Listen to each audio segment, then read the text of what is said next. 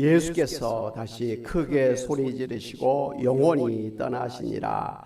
이에 성소 휘장이 위로부터 아래까지 찢어져 둘이 되고 땅이 진동하며 바위가 터지고 무덤들이 열리며 자던 성도의 몸이 많이 일어나되 예수의 부활 후에 그들이 무덤에서 나와서 거룩한 성에 들어가 많은 사람에게 보이니라.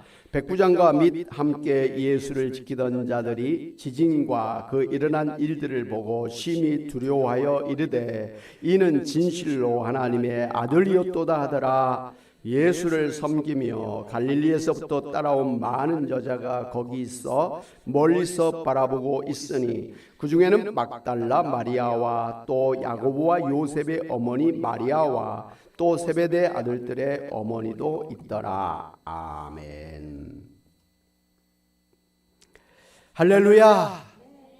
예수님께서 십자가에 죽으셨지만 3일 만에 부활하셔서 지금도 우리와 함께 하고 계신 우리의 주님이신 줄로 믿습니다.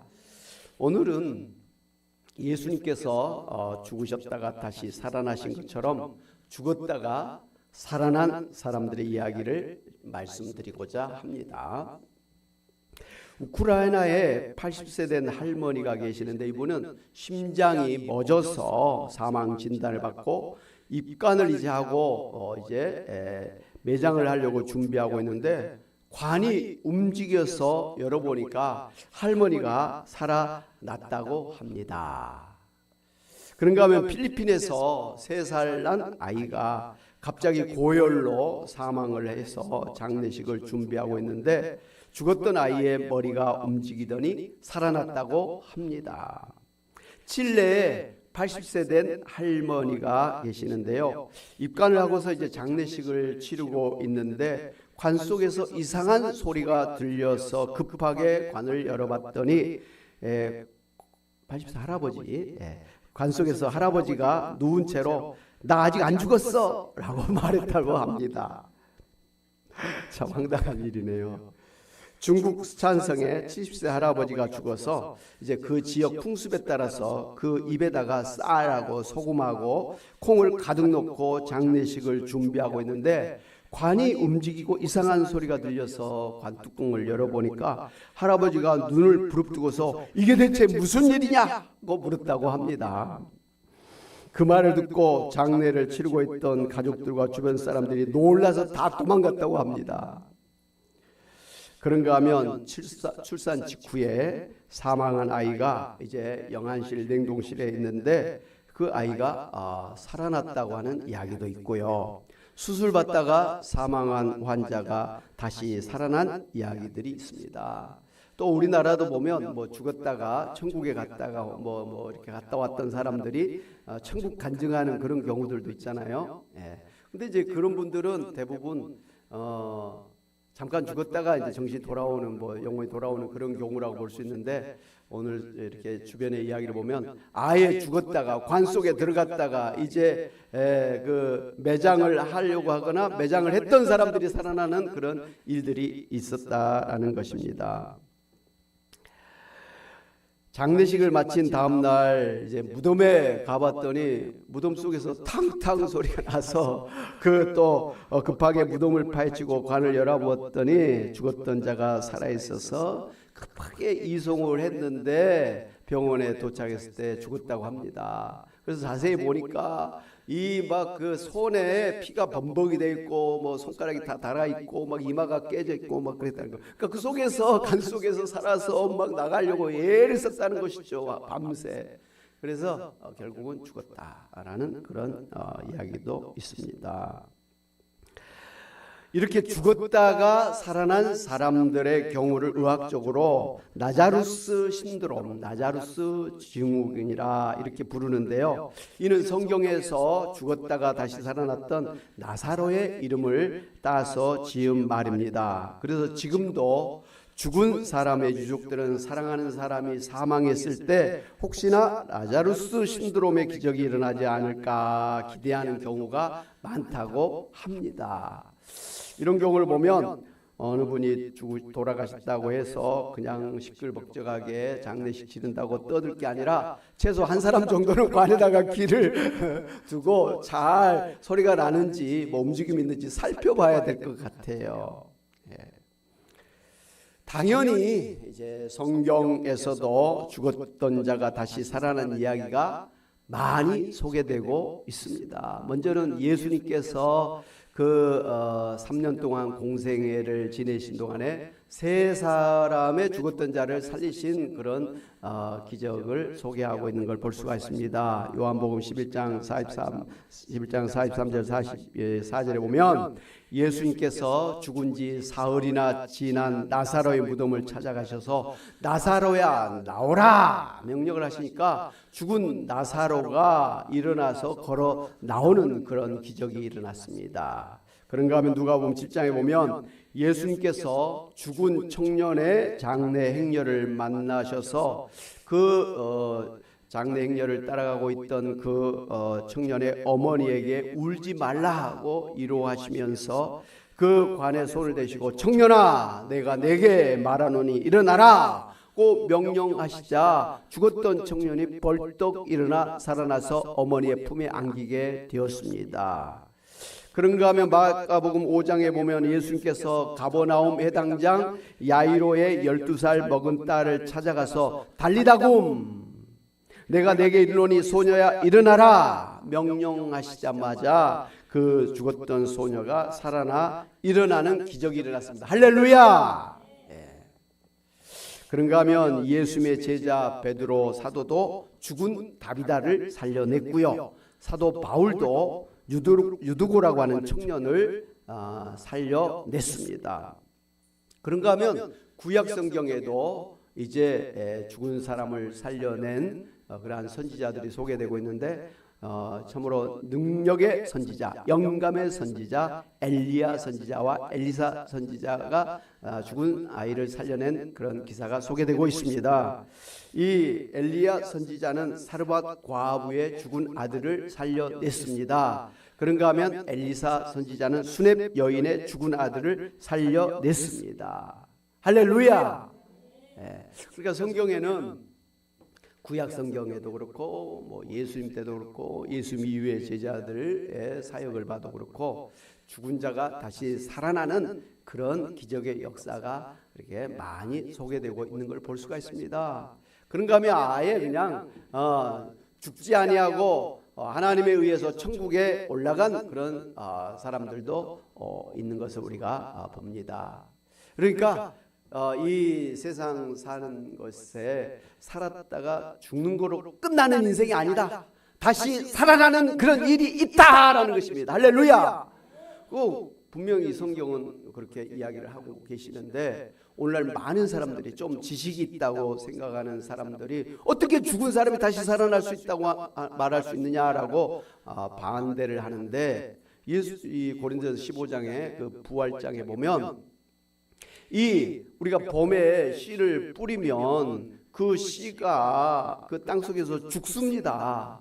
그 죽은 데서 오히려 새싹이 나가지고 더 많은 열매를 아주 풍성한 꽃을 피우지 않습니까? 근데 만약에 그 땅에 심어졌던 씨가 썩지를 않고 죽지를 않고 그대로 있으면 거기서 새싹은 나오질 않습니다. 그야말로 죽은 씨앗에 불과한 것입니다. 산 씨앗이라고 하는 것은 죽어야만 그곳에서 많은 그런 꽃이 나고 열매를 맺을 수가 있는 것입니다. 죽으면 그걸로 끝나는 게 아니라 오히려 죽어야 더 풍성한 그러한 생명의 역사가 일어나는 게 자연의 법칙이라 이 말씀이에요. 이런 조그만 미물도 이렇게 죽었다가 다시 살아나는 역사가 있는데 하물며 만물의 영장이라고 하는 사람이 죽었다가 다시 살아나는 일이 어찌 있을 수가 없겠느냐라는 거예요. 있다라는 것입니다. 할렐루야. 죽었다가 다시 살아나는 부활이 있다라고 성경은 분명하게 말씀을 하고 있는 것입니다. 그런데 오늘 이제 성경에 보면 예수님께서 십자가에 돌아가신 직후에 바로 그 땅이 진동하고 바위가 터지고 그 주변에 있던 무덤들의 문이 열리고 그리고 그곳에 죽어있던 그런 성도들의 시체가 살아나는 그런 기적이 일어난 것을 볼 수가 있습니다. 오늘 마태복음 27장 50절 53절 말씀을 같이 한번 합독하도록 하겠습니다. 같이 한번 보겠습니다. 시작. 예수께서 다시 크게 소리 지르시고 영원히 떠나시니라. 이에 성소 휘장이 위로부터 아래까지 찢어져 둘이 되고 땅이 진동하며 바위가 터지고 무덤들이 열리며 자던 성도의 몸이 많이 일어나되 예수의 부활 후에 그들이 무덤에서 나와서 거룩한 성에 들어가 많은 사람에게 보이니라. 아멘. 성경에서는 분명하게 예수님께서 우리의 죄를 전부 대신 짊어지시고 대신 십자가에서 죽으심으로 우리의 죄가 다 용서를 받고 그래서 누구든지 예수님을 믿는 자는 구원을 받는다고 그렇게 약속을 해 주셨습니다. 그래서 예수님께서 십자가에서 돌아가신 직후에 예수 믿다가 죽은 성도들의 무덤이 열리고 죽었던 성도들이 살아났다가 예수님 부활하신 후에 저들이 무덤에서 나와서 예루살렘 성에 들어가 많은 사람들에게 보이는 일이 일어난 것입니다. 예수님의 죽으심으로 우리의 죄가 다 용서를 받게 되었으니 그래서 예수님 믿는 사람들은 죽었다가 살아나는 그런 부활의 역사가 일어나게 된 것입니다. 할렐루야.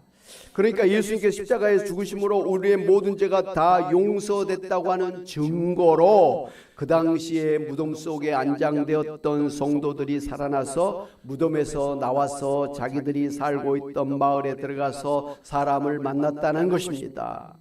여러분 그 당시를 한번 상상해 보시기를 바랍니다. 아마 예루살렘 일대가 야단법석 난리가 일어났을 것입니다. 죽으셨던 예수님이 다시 살아나셔서 40일 동안 제자들을 그렇게 계속해서 반복해서 만나 주셨지요. 뿐만 아니라 예수 믿고 죽었던 성도들의 무덤문이 열려가지고 그 죽었던 성도들이 살아나서 동네 예루살렘 성을 돌아다니면서 가족들을 만나고 친구들을 만나고 그랬으니 막 어떻게 이런 희한한 일이 일어났는가 신기하면서도 놀랐을 것입니다. 아마 빅 뉴스가 아마 연일 계속 되었을 거로 봅니다. 그렇지 않겠습니까? 그냥 조용히 아무런 일이 없는 것처럼 그 예루살렘 성에 조용히 지냈을 리는 만무하지 않습니까? 난리가 났을 거예요. 한 사람만 죽었다가 살아나도 누가 죽었다가 살아났대 막 그렇게 소문이 났을 텐데 막 여기저기서 죽었던 사람들이 무덤이 열려지고 관이 뚜껑이 거기는 관이 없어요. 그냥 동굴 속에 안장하니까 사람들이 나왔대. 여러분 아마 죽었던 사람들이 뭐 썩은 시체로 뭐 뼈만 돌아다니지는 않았을 것 아닙니까? 그러면 무섭지요. 안 살아나는 게 낫죠. 분명하게 이 살이 돋아났을 것이고 뼈가 아마 착착 맞췄을 것이고 피부가 새로워졌을 것이고 또 근력이 붙어서 일어나서 돌아다니는 아마 그런 모습으로 돌아다녔을 줄로 믿습니다. 그러니 기적이죠. 할렐루야. 예. 저는 부활절에 예수님이 죽으셨다가 부활하셨다는 그 말씀을 전해야 될 것 같은데 너무 이제 많이 그 말씀 우리가 매년 듣잖아요. 그래서 좀 색다른 부활절 말씀이 없는가 했더니 바로 이 말씀이신 거예요. 뭐 늘 읽었지만 저도 이 말씀 보기 전에 그냥 흘러 지나갔어요. 예수님이 죽으셨다. 그리고 뭐 지진이 일어났다. 온 세상이 깜깜해졌다. 그리고 무덤이 열렸다. 사람이 살아났다. 대수롭지 않게 그냥 지나쳤던 거예요. 거기에 대해서 크게 관심을 갖지 않았어요. 근데 이 말씀을 자세히 보니까 이거 엄청난 말씀인 거예요. 예수님이 부활하신 이후에 그 이후에 다른 사람들이 부활했다 그러면 그럴 수도 있다라고 생각할 수 있는데, 아직 예수님이 부활하지 않으신 상태에서 예수님이 이제 죽으신 바로 직후에 일어났던 이 부활의 사건 아닙니까? 그러니까 이게 어마어마하게 신기한 그런 일이 아닐 수가 없다, 그런 생각을 하게 됐습니다. 바로 죽었던 성도들이 예수님 십자가에 죽으신 직후에 살아났다고 하는 것은 성경에서 약속한 대로 예수님이 우리 대신 죽으심으로 우리가 구원을 받고 영생을 받게 될 것이다 하고 약속하신 그 말씀대로 이루어진 것입니다. 대표적인 그 약속의 말씀이 여러분이 잘 아시는 요한복음 3장 16절 말씀입니다. 같이 한번 보겠습니다. 시작. 하나님이 세상을 이처럼 사랑하사 독생자를 주셨으니 이는 그를 믿는 자마다 멸망하지 않고 영생을 얻게 하려 하심이라 그랬습니다. 하나님께서 독생자 예수 그리스도를 주셨다라는 것은 십자가에 못 박혀 죽이시게 하셨다라는 말씀이잖아요. 그러니까 예수님이 십자가에 우리 대신 피 흘려 죽게 하심으로 예수님을 믿는 우리가 죽지 아니하고 영생을 얻게 하시겠다라고 약속을 해주신 것입니다. 사실 이 말씀 안에는 예수님의 십자가의 죽음만 있지 부활은 없는 것 아닙니까? 그러니까 예수님이 죽으면, 예수님 우리 대신에 희생양으로 죽으면 우리 죄가 용서되고 우리가 생명을 얻게 된다, 구원을 얻게 된다라고 하는 그런 약속의 말씀인 것입니다. 바로 이 약속의 말씀대로 예수님이 우리 대신에 죽으시니까 그 즉시 예수님 믿고 죽었던 성도들이 죽음에서 다시 살아나는 그러한 부활의 역사가 일어난 것입니다. 할렐루야. 오늘 말씀 보면 예수님이 십자가에서 죽으신 직후에 예루살렘 성전의 그 휘장이 위로부터 아래까지 찢어져 둘이 되었다라고 한 것을 볼 수가 있습니다. 여러분이 이제 다 아시고 계신 것처럼 그 옛날에 예루살렘 성전은 세 공간으로 구분이 되어 있습니다. 그 성전에 마당이 있었고요. 그 다음에 이제 성소회가 있었고, 성소에 이제 그 휘장이 이제 이렇게 위로부터 아래까지 쫙 내려져 있었는데, 그 뒤에는 지성소라고 그 하나님의 언약궤가 있는 그런 지성소가 구별되어 있었습니다. 그런데 그 지성소에는 아무나 들어가면 하나님의 저주를 받아서 죽게 되어 있었습니다. 그 대제사장만이 1년에 한 번 대속죄일에 들어가게 되는데, 그 대제사장조차도 아무 때나 들어가면 이것도 죽음을 당하는 거예요. 한 번 그 하나님 앞에 지성소에 나가서 이제 이 하나님의 용서를 받고, 그리고 하나님의 축복의 말씀을 받고 나와서 이제 사람들에게 죄를 용서를 선포하고, 그리고 하나님의 축복을 그렇게 대언해 주는 것입니다. 그러니까 하나님 앞에 일반 사람들은 나갈 수가 없었던 거예요. 왜? 모든 사람들은 죄가 있기 때문에 죄 있는 사람이 하나님 앞에 나아가면 죽는 거예요. 그러니 나갈 수가 없는 거예요. 하나님께서 유일하게 대제사장만 그 지성소에 나가기 전에 깨끗하게 이제 결례 그런 행위를 한 다음에 하나님 앞에 나아가서 만날 수 있도록 허락해 주셨던 것입니다. 그런데 이 예수님이 십자가에 돌아가신 직후에 이 성전의 지성소 휘장이 쫙 둘로 나눠져서 이렇게 됐다고 하는 것은 그동안 대제사장만이 들어갔던 지성소에 일반 사람들도 들어갈 수가 있게 되었다라는 것이죠. 우리 교회도 지진이 일어났나요? 카메라가 흔들렸습니까? 약하지만 뭔가 징조가 있는 것 같아요. 화면이 좀 흐립니다. 아마 그 렌즈에 그게 묻어지지 않을까 싶기도 하고. 됐어요. 좀 나은 것 같긴 하네요. 손가락에서 기름때 묻었을 것 같아. 고맙습니다. 방송실에서 이렇게 영상을 보고 있다가 이렇게 도와주네요. 감사합니다. 이제 뭘 하려고 했는지 잠깐 잊어버렸어요.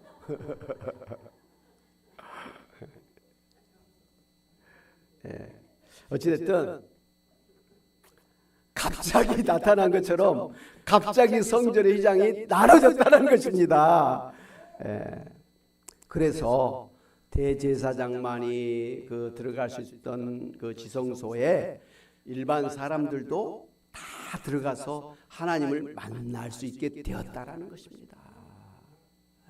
그래서 오늘 우리는 목사님들이 있지만 여러분이 꼭 하나님 만나려면 목사님을 통해서 가는 건 아니잖아요.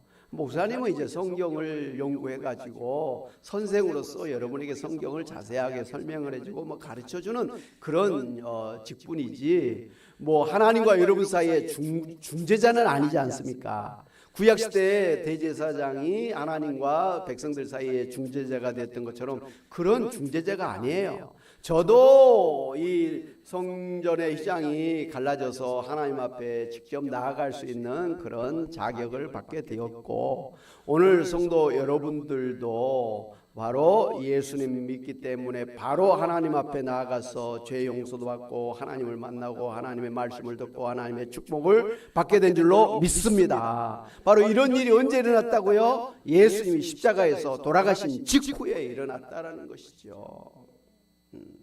여러분, 우리가 하나님 앞에 죄인이 되어서 그래서 하나님 앞에 육적인 죽음, 영적인 죽음, 영원한 죽음을 당하게 되고 지옥에 들어가는 그런 불행한 인생이 되었잖아요. 죄 때문이었잖아요. 그런데 우리가 하나님과의 관계가 끊어지고 하나님을 우리가 만날 수가 없는 그런 죄인이었는데, 우리가 하나님을 만나고 하나님 앞에 죄를 용서받고 하나님의 축복을 받을 수 있게 되었다고 하는 것은 그동안 하나님과 우리 사이를 가로막고 있던 죄의 휘장이 갈라졌다라는 말씀입니다. 그러므로 예수님이 죽으신 그 직후에 바로 하나님과 우리 사이에 놓여있던 그런 죄의 장막이 갈라져 있고, 그래서 우리가 하나님 앞에 직접 나아가서 하나님 만날 수 있는 그런 기회가 이루어졌다라는 말씀입니다. 할렐루야! 구원받게 된 것입니다. 우리가 죽었던 자가 살아나는 영생을 얻게 되어지는 하나님의 자녀가 되는 권세를 받고 천국에 들어가는 그런 특권을 가지게 되었다라는 것이죠. 언제요? 예수님이 십자가에서 죽으신 그 직후에 이런 구원의 역사가 일어났던 것입니다. 바로 예수님이 죽으시면 우리의 죄가 용서받고 우리가 구원받게 되고 우리가 죽음에서 살아나는 그런 역사가 일어날 것이라고 약속하신 대로 바로 예수님 직후에 휘장이 갈라지고 예수님 십자가에 죽으신 직후에 그 죽었던 사람들이 살아나는 부활하는 역사가 일어났던 것이죠. 성경에 이렇게 이 기적이 일어나는 것은 예수님이 바로 하나님의 아들이시다, 예수님이 구약 성경에 창세기부터 약속하셨던 바로 그 메시아 구원자라는 것을 입증하는 증거들이라, 표적이라 이 말씀입니다. 아멘. 예수님이 3년 동안 공생애를 하시면서 가는 곳마다 병든 자를 고쳐주셨지요. 귀신 들린 자에게서 귀신을 쫓아내주셨죠. 죽은 자를 또 살려주셨죠. 그런데 예를 들면 예수님이 그 당시에 있는 모든 사람을 다 치료해 주신 건 아니었어요. 그리고 모든 죽은 사람을 다 살려주신 것도 아니었어요. 그리고 모든 지경에 돌아다니고 있는 귀신들을 다 쫓아내 주신 것도 아니었다라는 거예요. 그럼에도 불구하고 예수님은 귀신을 쫓아내 주시고 죽은 자를 살리시고 병든 자를 고쳐주시고 기적을 일으켜 주셨단 말씀이에요. 이것은 표적이라 그런 거예요. 이런 것을 통해서 예수님이 바로 우리를 구원하러 오신 구원자다, 하나님이 약속하셨던 바로 그 메시아라는 것을 우리로 하여금 깨닫도록 하는 표적이었다 이 말씀이에요. 그러니까 모든 사람이 다 살아나지 않아도, 모든 귀신이 다 떠나지 않았어도, 모든 병든 자가 다 치료함을 받지 않았을지라도 예수님께서 하루 종일 바쁘게 아침부터 저녁까지 열심히 했지만 중과부적이었잖아요.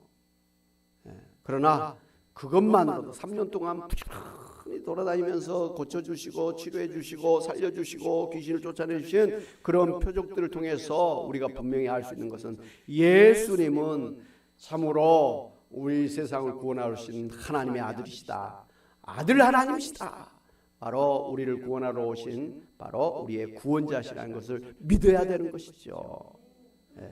그게 뭐 100개, 1000개, 10,000개 다 돼야만 그때 가서 믿는 게 아니에요. 한 두 건만 그런 기적을 일으켜도 예수님이 아니면, 구원자가 아니면, 하나님이 아니면 이런 일이 일어날 수가 없어. 그런데 이렇게 죽은 자를 살리고 병든 자를 고치고 귀신을 쫓아내고 이런 파도를 잔잔케 하고 물이 변해서 포도주가 되게 하시는 이런 바다 위를 걸어오시는 이런 기적을 일으키시는 것은 하나님이 아니면 할 수가 없어. 구원자가 아니면 이런 일을 할 수가 없어. 바로 이런 일을 하신 분은 구원자야, 하나님의 아들이야, 이분이 우리의 구원자야라는 것을 믿고 구원을 받아야 되는 일이었다 이 말씀이에요. 바로 예수님 직후에 무덤 문이 열리고 죽은 성도가 살아났다고 하는 것은 바로 예수님 때문에 우리가 죽음에서 부활하게 된다는 것을 보여주는 표적이라 이거예요. 사인이라 이거예요. 그렇기 때문에 이 사건을 통해서 우리가 알 수가 있는 것은 예수님께서 참으로 우리를 구원하러 오신 구원자이시기 때문에 누구든지 예수 믿으면 모든 죄가 다 용서를 받는다, 그리고 하나님 앞에 의로운 자가 된다, 그리고 하나님의 자녀가 된다, 하나님의 영생을 받는다, 천국에 들어갈 수 있는 특권을 갖게 되어진다, 하나님의 자녀로서의 그러한 영광스러운 삶을 살게 된다 뿐만 아니라 우리가 죽었다가 부활하게 된다라는 것을 우리에게 보여준 것입니다. 할렐루야.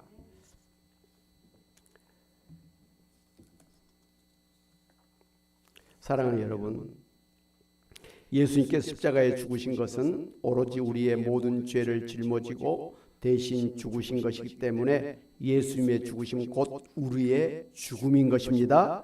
그래서 예수님의 십자가의 죽으심으로 죄인된 우리도 하나님 앞에 죽은 것입니다. 예수님의 죽음은 곧 누구의 죽음? 나의 죽음이라는 것이죠. 그런데 우리를 대신해서 죽으신 예수님께서 부활하셨다고 하는 것은 우리의 모든 죄가 다 용서되었다고 하는 증거입니다. 예수님께서 부활하셨다고 하는 것은 곧 우리가 부활하게 되었다라는 것을 의미합니다. 예수님의 부활은 이제 우리도 부활하게 될 것을 보여주는 부활의 첫 열매가 되신 것입니다. 이것을 성경 로마서 6장 4절 5절에서는 이렇게 표현하고 있습니다. 같이 한번 보겠습니다. 시작. 그러므로 우리가 그의 죽으심과 합하여 세례를 받음으로 그와 함께 장사되었나니 이는 아버지의 영광으로 말미암아 그리스도를 죽은 자 가운데서 살리심과 같이 우리로 또한 새 생명 가운데서 행하게 하려 함이라. 만일 우리가 그의 죽으심과 같은 모양으로 연합한 자가 되었으면 또한 그의 부활과 같은 모양으로 연합한 자도 되리라. 아멘. 사랑하는 여러분, 오늘 말씀 보면 부활은 예수님의 십자가의 대속의 죽으심 때문에 일어나는 결과인 것을 우리가 알 수가 있습니다. 그러므로 예수님의 십자가와 부활은 동전의 양면과 같이 한 짝입니다. 손바닥과 손등이 하나의 짝인 것처럼 예수님의 십자가의 죽으심과 부활은 하나의 짝이라는 거예요. 십자가가 있기 때문에 부활이 있는 것입니다. 부활은 곧 십자가 때문에 일어난 것입니다. 십자가와 부활은 뗄래야 뗄 수 없는 관계 하나예요. 십자가가 있는 곳에는 뭐 일어난다고요? 부활이 일어난 거예요. 부활이 있다는 것은 십자가가 있었다라는 것이죠. 뗄래야 뗄 수 없는 우리 구원의 두 방편이 예수님의 십자가와 부활의 역사라는 것을 우리가 알아야 됩니다. 네, 그러므로 십자가로 우리의 모든 죄가 다 용서되었기 때문에 죄의 형벌인 죽음이 그치고 우리가 부활하게 되는 것입니다. 하나님과의 관계가 회복되어서 영생을 받게 되는 것입니다. 지옥이 아니라 천국에 들어갈 수가 있게 된 것입니다. 옛날 성도들은 이렇게 죽었다가 살아났지만 다시 죽었거든요. 그러나 이제 예수님 믿는 성도들은 예수님이 부활하셨을 때 신령한 몸, 영광스러움, 강한 몸, 영원한 몸으로 부활한 것처럼 다시는 병들거나 죽지 아니하는 몸으로 부활한 것처럼 오늘 예수 믿는 우리 모두도 이제 부활하되 예수님처럼 신령한 몸, 영광스러운 몸, 강한 몸, 다시는 병들거나 죽지 아니하는 그런 영원한 몸으로 부활해서 새하늘 새 땅에서 정말 예수님과 함께 영원한 천국을 누리게 될 줄로 믿습니다. 오늘 부활절을 맞이한 성도 여러분, 바로 이 부활의 소망, 천국의 소망을 가지고 믿음 안에서 승리하시는 여러분이 되시기를 주님의 이름으로 축원합니다. 아멘. 우리 찬양 한번 같이 하실까요? 171장 같이 찬양하시면서 하나님 앞에 준비한 예물을 드리겠습니다.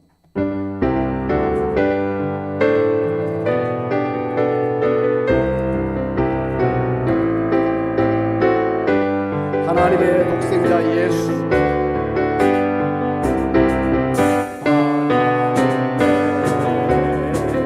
독생자 예수, 날 위하여 오시었네. 그렇습니다.